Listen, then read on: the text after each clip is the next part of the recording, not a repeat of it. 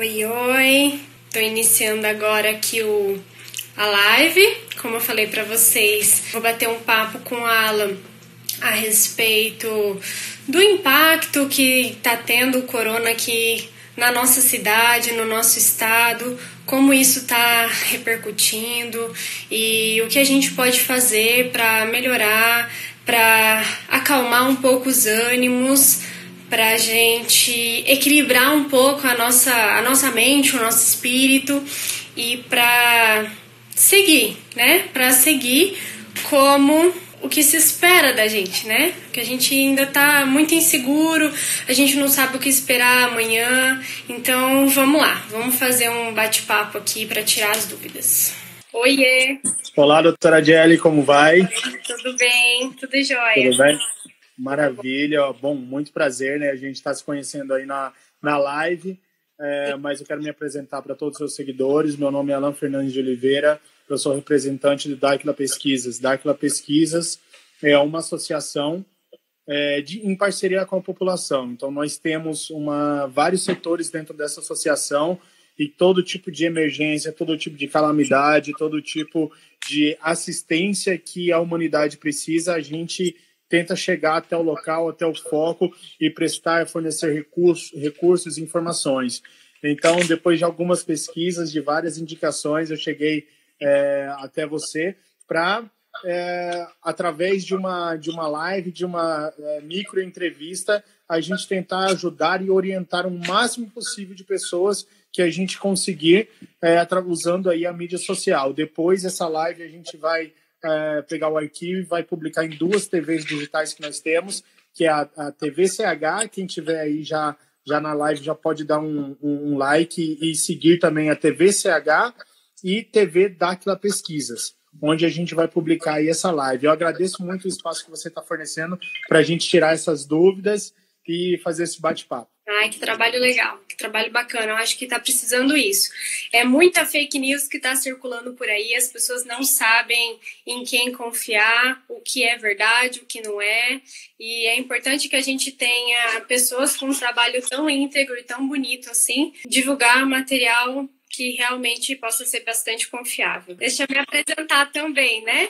Bom, eu sou a Jelly, eu já sou formada há 5 anos, sou cirurgiã, fiz uma pós-graduação no Einstein de proctologia, atendo como médica cirurgiã, e eu acabei nos últimos anos me especializando bastante em problemas funcionais gastrointestinais, que visa principalmente microbiota, questão de imunidade, doenças inflamatórias intestinais. Então, essa tem sido bastante a minha área de atuação no momento. Trabalho também nos hospitais da rede privada, principalmente os credenciados a convênios, como plantonista de pronto-socorro, e sou responsável pelo plantão do Hospital da KCM na sexta-feira e faço alguns plantões também no Hospital Eucadre eventuais. E agora, nessa época de surto, como a gente teve que cancelar as cirurgias eletivas e parar a clínica, né, em virtude de tudo que está acontecendo, eu acabei ficando mais agora só nos hospitais mesmo. Que maravilha. Bom, um currículo extenso, um currículo extremamente apropriado. Meus parabéns, doutora.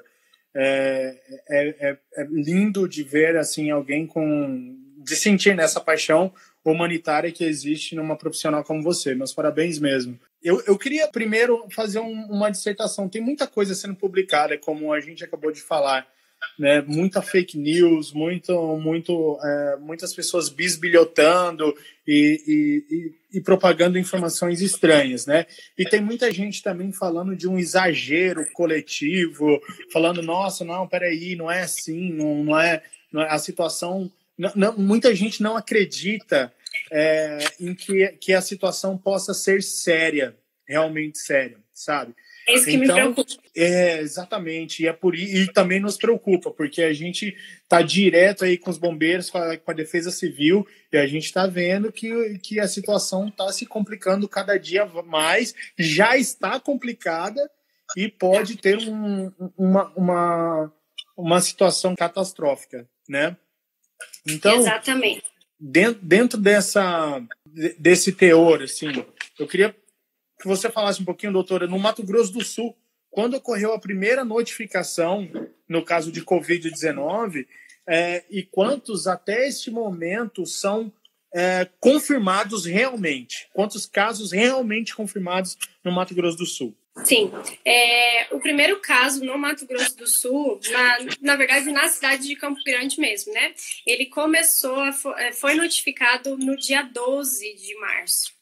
Perfeito. Foi de um homem que veio da Inglaterra, estava fazendo viagens e acabou sendo atendido num centro daqui de Campo Grande, e esse foi o primeiro caso notificado, e assim, 31 anos.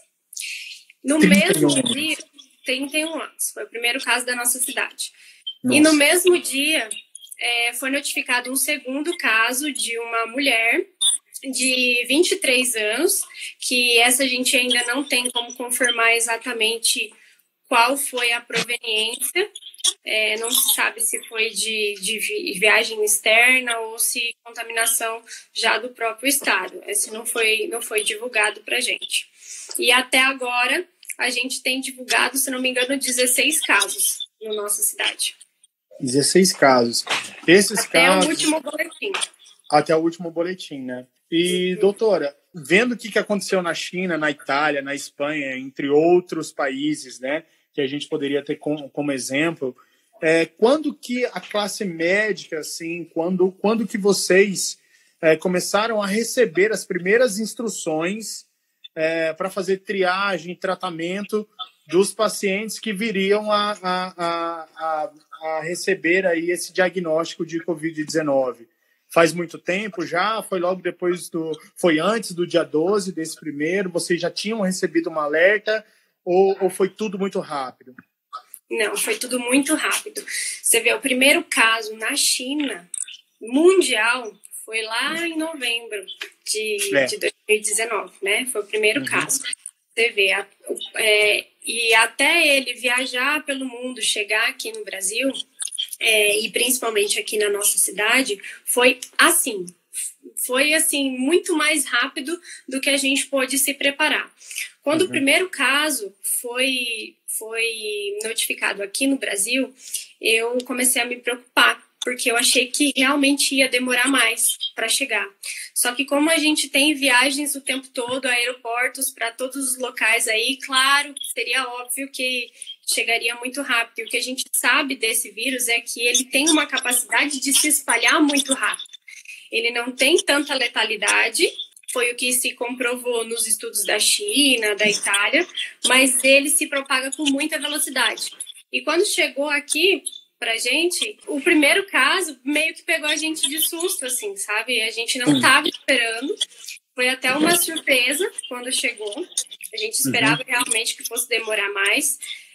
Eu já estava estudando, porque como eu comecei a ver os casos na China, na Itália, vi o que estava acontecendo na Itália, quando chegou o primeiro caso aqui no Brasil, eu já estava me informando, lendo alguns artigos, saíram bastantes artigos. Inclusive, tem uma mentora minha de São Paulo, que é onde eu faço os cursos, ela começou muito cedo a falar sobre isso e eu já me interessei no assunto. Então, desde ali de meados de fevereiro, meio de fevereiro, eu já estava lendo a respeito, mas não é a realidade da maioria, não. Não é mesmo. Doutora, você está aí na linha de frente.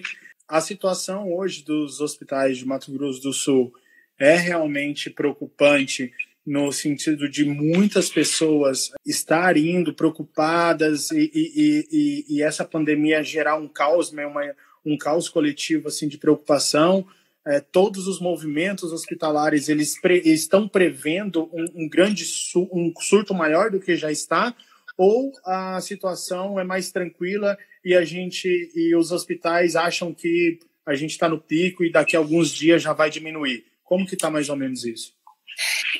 Então, assim, tá todo mundo se preparando com, assim, um capricho e um cuidado muito grande. Eu estou vendo dos nossos governantes, do próprio pessoal que está trabalhando na rede pública, na rede privada, que eles estão se preparando muito. Você vê, a gente está com 16 casos e a gente já tem montando tenda no hospital regional, que vai ser o hospital de base daqui da cidade, para atender o estado. Tem, eu acho que 2, 3 hospitais particulares com tendas nos seus ambulatórios já. O próprio Cacemes, né? A própria Hospital da Cacemes, eles ainda não inauguraram, mas a partir dessa próxima semana já está tudo construído do zero, gente. Então, nós não temos dinheiro igual a China para construir um hospital do zero, mas, claro, as tendas, que é o que a gente tem que adaptar, né, no nosso país, na nossa cidade, com os recursos que a gente tem.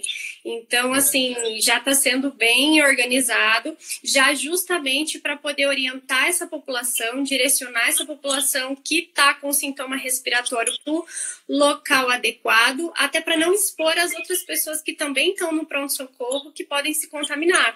Porque, querendo ou não, hoje o local mais perigoso para você ir é o hospital, porque ali o foco. Ali é o foco. E as pessoas não se atentam a isso, sabe? A gente ainda está atendendo, não tanto como no surto, sabe? Na segunda-feira passada, que foi o surto, que todo mundo enlouqueceu, teve mais de 500 atendimentos no pronto-socorro. Meu Deus do céu. Uma média de 5 horas de espera. Então, assim, as pessoas enlouqueceram, surtaram. E foi um pico de muita gente lá no hospital. Isso no hospital que eu trabalho, né? Fora todos os outros hospitais da cidade, que a gente sabe que teve uma demanda muito alta de atendimentos entre segunda e quarta-feira. E de quinta em diante, a gente, graças a Deus, conseguiu reduzir esses números e viu que a população está mais consciente, não está indo no hospital por pouca coisa, mas a gente ainda pega uns casos que a gente acaba tendo que, querendo ou não, dar bronca na população, porque... As pessoas têm que ter essa consciência, né, doutora, de que o hospital é o último caso agora, porque se você for com uma dúvida, você vai voltar com o vírus. Com o vírus, e espalhar para a tua família. Espalhar para a sua família.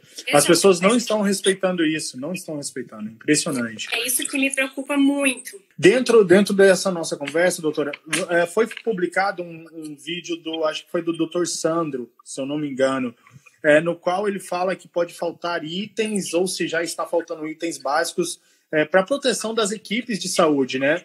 E a gente pensava que existia um estoque, né? A população pensava que existia um estoque. É preocupante, a gente precisa se mobilizar. Você acha que esses esforços são necessários para, por exemplo, no caso da Associação DACLA Pesquisas, ajudar o máximo possível em levar o máximo de equipamentos que possa ajudar bombeiros ou outras entidades privadas e públicas para ajudar vocês? Sim, existia um estoque, mas um estoque de um hospital normal, que faz procedimento cirúrgico, que faz algum pequeno procedimento ali no pronto-socorro. Existia sim um estoque, com certeza. E a gente nunca imaginou que seria tão rápido essa demanda pelos EPIs. A gente nunca esperava que EPIs são os materiais de proteção que os profissionais de saúde têm que usar.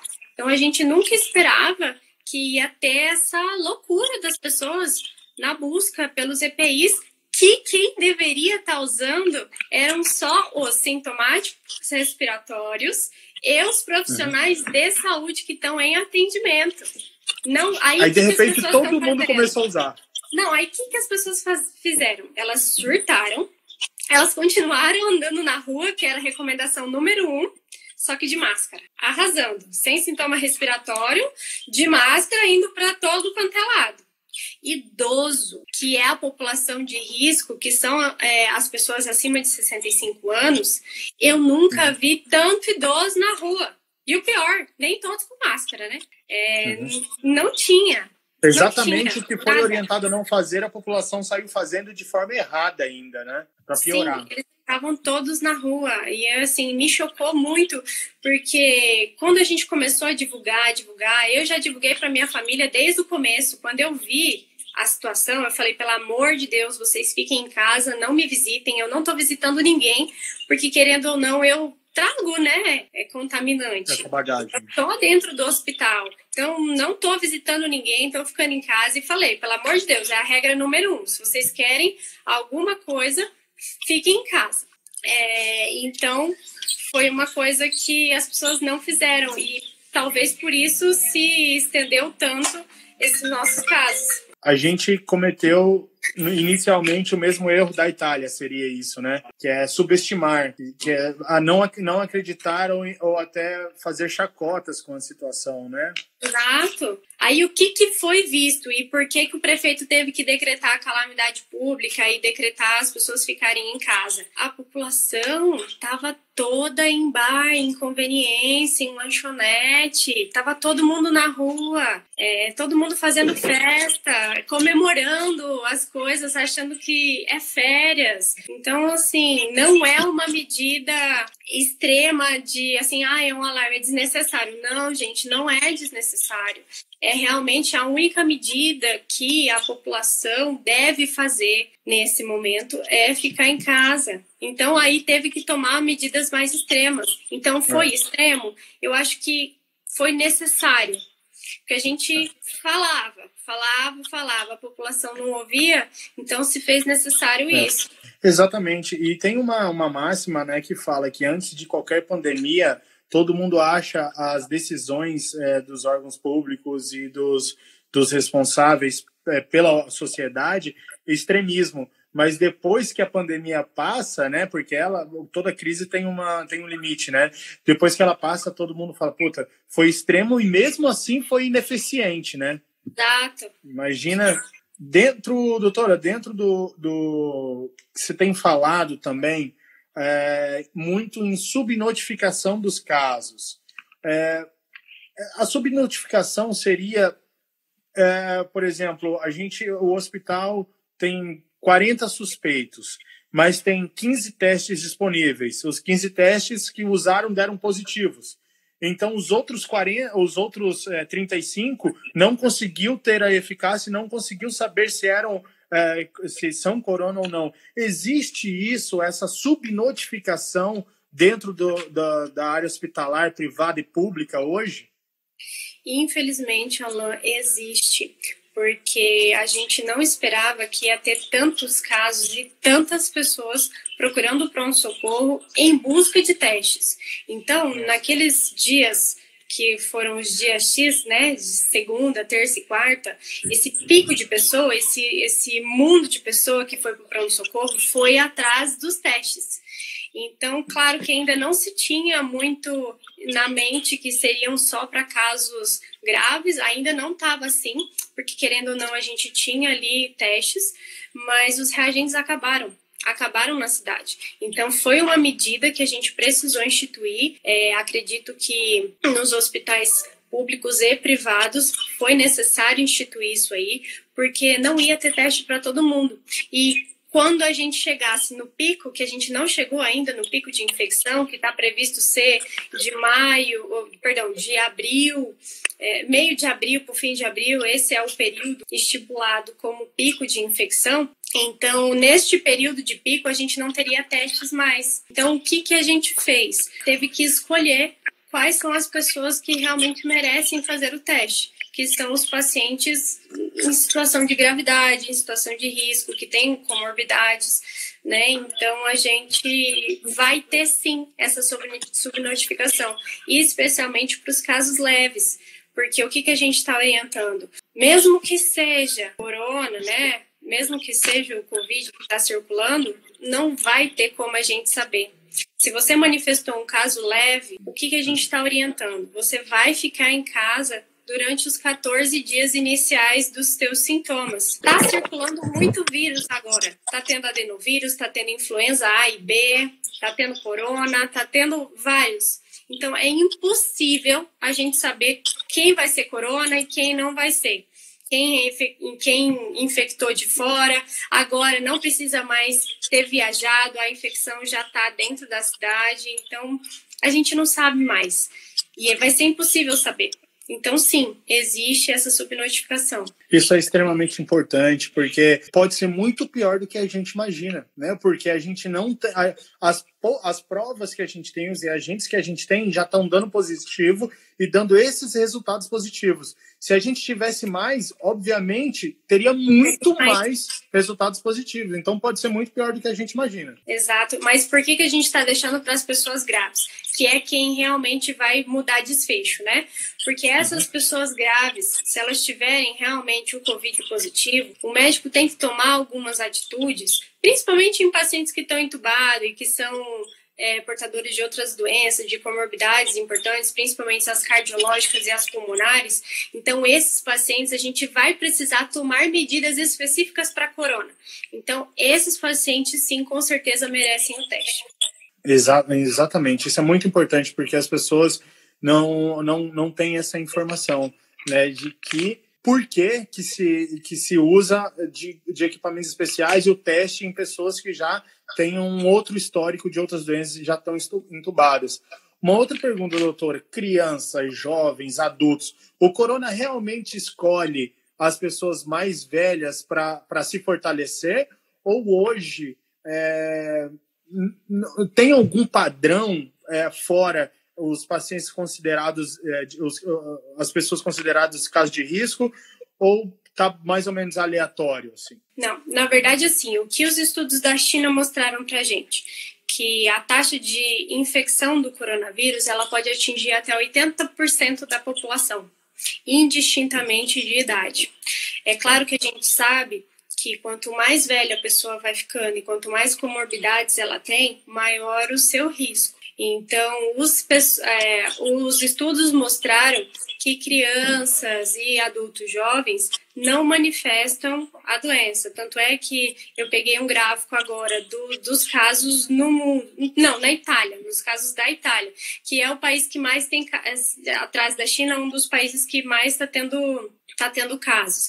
Então, até 29 anos não foi, assim, de 0 a 29 anos, não foi registrado nenhum caso que precisou de internação. Então, essas pessoas, às vezes, vão ser assintomáticos. E qual é o problema das crianças? Elas são portadoras assintomáticas. E adultos jovens também, né? Eles são portadores do vírus assintomáticos e eles transmitem o vírus. Esse é o principal problema. Porque que acontece? As aulas pararam, as crianças, os pais estavam trabalhando, e com quem ficaram as crianças? Com os avós, sabe? Então, isso é muito perigoso, porque se essa criança teve contato com os pais, por exemplo, ou te digo mais, uma situação que é mais perigosa, os pais saem para trabalhar, têm contato com as pessoas lá fora, e pegam os filhos que ficaram na casa dos pais, na casa dos avós, no caso, né? Aí multiplica vezes 10. Exato. Então, esse é o problema, sabe?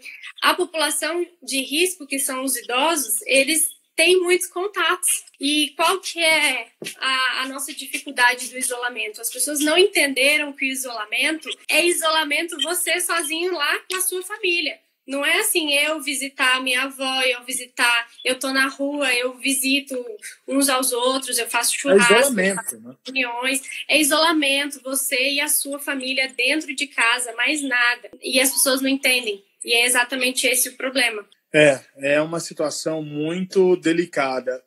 Para as pessoas, doutora, para as pessoas que estão em casa e que eu recebo muita mensagem, assim, o pessoal desacreditando, não tendo achando que não é verdade, que os números estão adulterados, que é uma conspiração, que a mídia está exagerando demais, etc. Para essas pessoas que estão assistindo essa live, que acham que tudo isso é um exagero, qual o recado que a doutora dá?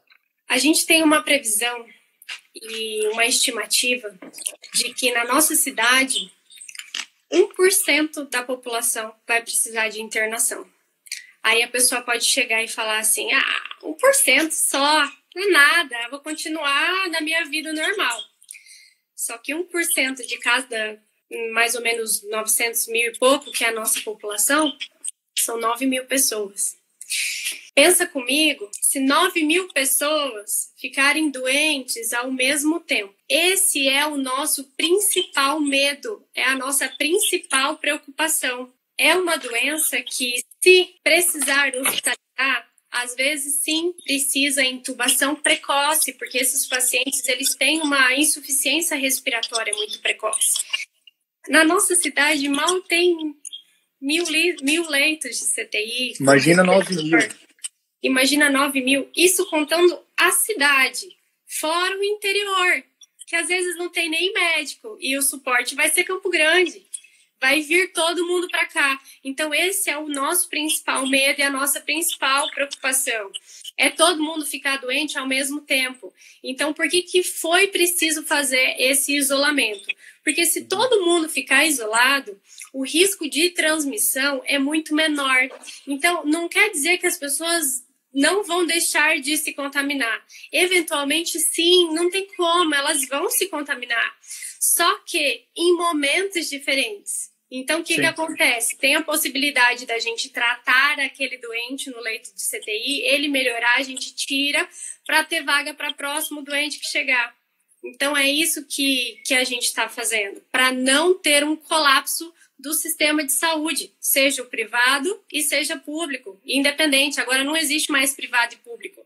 Agora é tudo igual, né? Agora, assim, é situação de calamidade pública, as pessoas vão precisar de leitos. E o legal é que, assim, toda a cidade já já cancelou cirurgia que poderia, né? Já não tem mais tantos pacientes internados em leitos de CTI, justamente para deixar esses leitos vagos, caso precise de intubação, caso precise de suporte, né, de saúde. Mais uma vez, doutora, olha que informação providencial para todo mundo. Gente, 1% da população, que é muito fácil de acontecer, se já não tiver acontecido, 1% da população precisar de cuidados médicos referentes ao Covid ou a qualquer outra situação que seja necessária, não temos, a gente entra em colapso. Isso é extremamente importante. A gente precisa do isolamento para não potencializar a transmissão desse vírus. É fundamental, não é questão ideológica, não é questão econômica, não é questão de política, é de sobrevivência. Nós precisamos fazer a nossa parte para não deixar isso se potencializar e não entrar num estado de calamidade hospitalar. Então, é fundamental isso. Tem mais uma questão aqui, doutora, que as pessoas também têm dúvida em relação a quem pegou o vírus e já foi diagnosticado, tratado, ou aqueles assintomáticos que não apresentaram os sintomas, mas estão com o vírus porque deu reagente. O corpo desenvolve anticorpos, ou seja, a pessoa ficará imune no próximo contágio ou não? Eu acho difícil a gente responder essa pergunta, porque tem 4 meses só que existe esse vírus no mundo. Então, existem muitas hipóteses de que a pessoa que pegue possa desenvolver anticorpos, mas não temos estudos suficientes para eu responder isso aí. Acredita-se que sim, mas já houve hoje um caso na China de reinfecção. Então, não tem como eu responder isso por enquanto, porque a gente não tem estudo. Bom, muito obrigado, doutora. A última pergunta aqui das que a gente tinha separado. Dentro de literatura ou das pesquisas em andamento, doutora, há alguma relação dos pacientes que têm Covid-19 com a sua forma de alimentação? Então, aí você vai entrar um pouco na minha área, né? Que é a que eu sou apaixonada realmente, que é o trato digestivo. Então, sim, já existe vários e inúmeros artigos e estudos falando a respeito da imunidade ser nos nossos intestinos. O centro da nossa imunidade está nos nossos intestinos. Então, assim, as pessoas que se alimentam mal, principalmente rico em farinha branca, rico em açúcar, alimentos industrializados, alimentos cheios de conservantes, alcoolismo, dificuldade, assim, fugindo da parte só de alimentação, mas sedentarismo, tabagismo, privação de sono. Então, todas essas questões, sim, elas interferem diretamente na imunidade e na capacidade que o corpo tem de combater o vírus. Então, Por isso as pessoas imunossuprimidas têm maior risco, porque a gente não sabe como que vai ser a defesa do corpo quando o vírus atacar. Então, o ideal é que a gente esteja com a nossa imunidade preparada. Então, eu até fiz um post no meu Instagram, há uns tempos atrás, falando a respeito disso, antes desse surto acontecer, falando justamente a respeito da nossa alimentação, do que a gente poderia fazer, suplementação de algumas vitaminas, algumas questões em relação à higiene do sono, à prática de atividade física, que a gente poderia fazer para fortalecer e empoderar o nosso sistema imune, para assim, quando chegar a época em que a gente precisar combater algum micro-organismo, seja vírus, seja bactéria, fungo, o que for, a gente ter força no nosso sistema imunológico. E sim, a alimentação tem total relação, inclusive é a principal causa de desbiose intestinal, é a nossa má alimentação, associada a estresse, associada a má mastigação, que desenvolve uma menor imunidade, infecções de repetição e desequilíbrios intestinais. Doutora, sensacional essas informações. Essa pergunta não estava prevista, mas dentro dessa última conversa, dessas últimas informações, eu pensei aqui, tem alguma dica? A gente poderia enumerar as 3 ou 4 ou 5 principais ações imediatas que uma pessoa que esteja sedentária, uma pessoa que segundo esse mapa, ela esteja com a imunidade baixa. O que ela pode fazer a partir de agora, vendo essa live, os 5 próximos passos para ela aumentar imediatamente a sua imunidade e ela sair desse quadro de perigo para a vida dela? A principal causa que as pessoas me dão de desculpa no consultório quando eu começo a investigar a desbiose é falta de tempo. Não tenho tempo, minha vida é uma correria. Então, meu querido que está assistindo a live, aproveita que agora a tua vida não está uma correria, não porque você quer, mas porque você não tem opção, e começa a cuidar da tua saúde.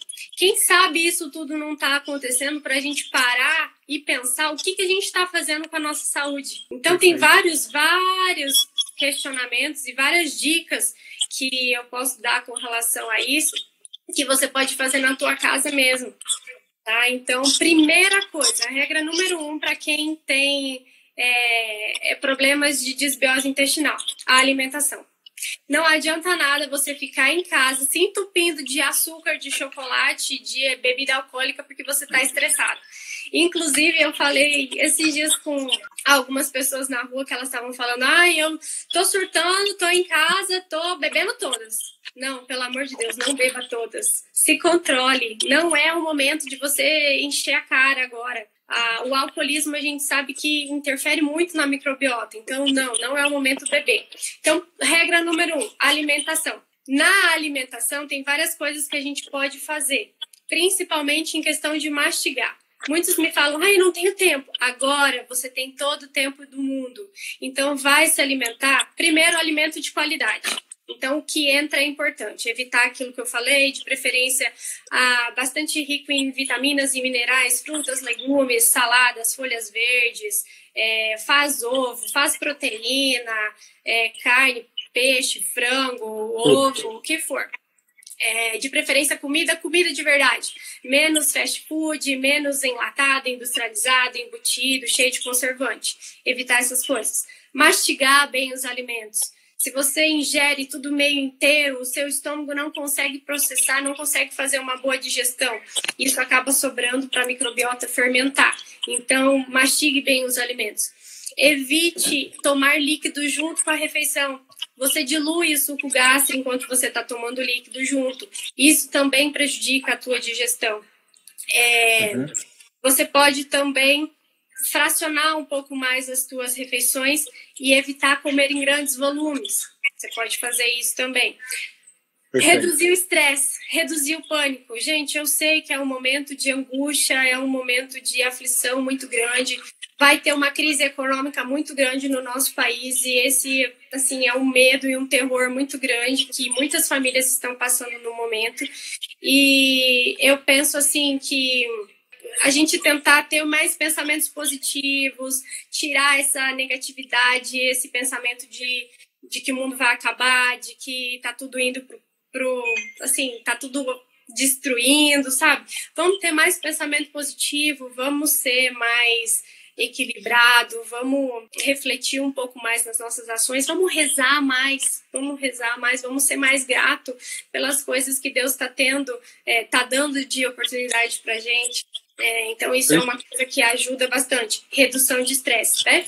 Então, outra coisa, você pode praticar atividade física dentro da tua casa. Pratica atividade dentro da tua casa. Tem vários exercícios que você pode fazer. Tem vários sites no YouTube que você pode olhar, no Instagram mesmo, no Facebook, para você fazer atividades físicas. E isso reduz bastante o próprio estresse, melhora a ansiedade e ajuda a regular a microbiota intestinal. Acho que dei bastante dica assim, em relação a... Tem bastante opções, e esse processo está muito claro. Então, primeiro, base de tudo, alimentos de procedência, alimentação, né? De forma nutritiva e não de forma alimentar, somente para usar a alimentação para queima de combustível, certo? Segundo os passos, diminuir o estresse, bebida alcoólica de jeito nenhum, então a galera para de ingerir demais aí a bebida alcoólica num momento desses, certo? E os outros passos em relação ao bem-estar emocional e físico, então cuidar muito bem disso. E a última pergunta, beleza, fiz tudo isso, doutora, continuo sentindo sintomas, em que momento eu devo procurar ajuda médica e sair do isolamento? Certo. Se você tiver febre até 48 horas e se você tiver qualquer dificuldade respiratória, esse é o momento de você procurar o atendimento médico. Mas a dificuldade respiratória é assim, ó, peito, que você não consegue respirar, que você não consegue encher o pulmão realmente, que você não consiga falar uma frase de mais de 10 segundos entrecortada. Tá? Então, isso que a gente considera realmente uma falta de ar verdadeira. Porque existem muitas pessoas que têm síndrome de pânico, muitas pessoas que estão com o nariz entupido, não conseguiu respirar e já acha que é falta de ar e já está correndo no pronto-socorro. Gente que está com tosse, tem uns acessos de tosse, tem uma leve dificuldade para respirar, já vai no pronto-socorro. Então, essa não é uma falta de ar verdadeira. Então, os sintomas leves de dor de garganta, mal-estar, dor de cabeça, você pode sim usar um dipirona. A gente está recomendando evitar o ibuprofeno, é uma recomendação importante. Existem outras medicações que você pode usar para melhorar. Tá com muita dor no corpo, dor de cabeça, usa sim ou dipirona ou paracetamol. Umidifica a sua via respiratória, o nosso tempo está muito seco, então deixa o umidificador de ar. Se você tem aparelho de inalação em casa, faz a inalação só com um sorinho mesmo, só para umidificar a via respiratória. Usa e abusa de chazinho caseiro, com alho, com mel, com gengibre, com limão, com guaco, cúrcuma, todas essas coisas que é o chazinho da vovó. Agora é a hora de usar o chazinho da vovó. Se hidratar bastante, tem vários xaropes para tosse seca que você pode usar, antialérgicos às vezes você pode usar, que você pode ir na farmácia, pedir e se tratar em casa mesmo, querendo ou não, é um resfriado que tem um comportamento leve em 80% das pessoas. Então, se os seus sintomas não são intensos, não vão até o pronto-socorro, que lá é o local mais perigoso para você estar. Perfeito. Doutora Adjeri, muito obrigado pela sua atenção, pelas suas informações. Vou lembrar mais uma vez, finalizando a live, por favor, grava essa live aí no seu celular, me envie esse vídeo para a gente publicar imediatamente em todas as nossas redes. De coração, obrigado pelo seu tempo, paz e tranquilidade para toda a sociedade. Obrigado. Obrigada. Alan, eu queria agradecer muito a oportunidade e de poder informar realmente as pessoas com o conhecimento que a gente tem. E eu queria realmente fazer um apelo para as pessoas agora. Tá faltando muito EPI na cidade. Muitas pessoas compraram máscaras e eles não têm indicações de usar. só sintomáticos respiratórios e só pessoas que estão em atendimento realmente lá nos hospitais. Então, se você tem na tua casa, se você está ali usando sem indicação, o ideal é que você fique em casa e que você doe essas máscaras para o hospital. O hospital está precisando, principalmente os UPAs e os hospitais da rede pública não tem máscara mais. Se você tem na tua casa, doe para essas pessoas que precisam, que são as pessoas que estão na linha de frente e são os escudos que essas pessoas têm para se proteger, para se manter saudáveis e para continuar cuidando de todas essas pessoas. Te agradeço imensamente a oportunidade e sempre que precisar, estou à disposição. Se surgir outra oportunidade, a gente faz uma nova conversa aqui.